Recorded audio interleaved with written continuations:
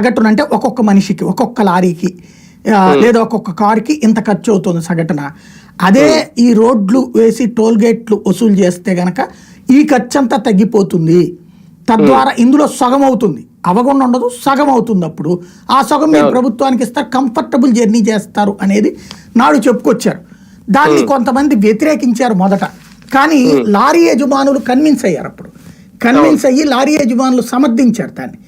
First వ్యతిరేకించిన వాళ్ళు, దాని ఇంపాక్ట్ ప్రారంభమైంది.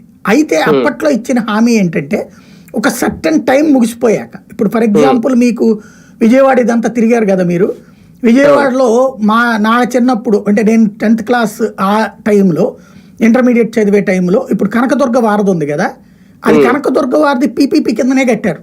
కనకదుర్గ వారధి మీదనే ఆ చివర ఈ చివర టోల్ గేట్ ఉండేది. ఆ చివర ఈ చివర, ఇటు తాడేపల్లి వైపు అటు పక్కన విజయవాడ వైపు కూడా టోల్ గేట్ కట్టించుకుని డబ్బులు వసూలు చేసేవాళ్ళు. అయితే ఒక టైం ఇచ్చారు దానికి, ఇన్నేళ్ళు అన్నటువంటి టైం అయిపోయాక అది తీసేశారు, టోల్ గేట్ తీసేశారు. ఇదివరకు టోల్ గేట్ ఉండేది అక్కడ, రెండు వైపులా మేము తిరిగిన వాళ్ళమే అనమాట అక్కడ. అసలు ఆ టోల్ గేట్ లో పని చేయడానికి కూడా అడిగా నేను ఒకప్పుడు జాబ్ కోసం అని.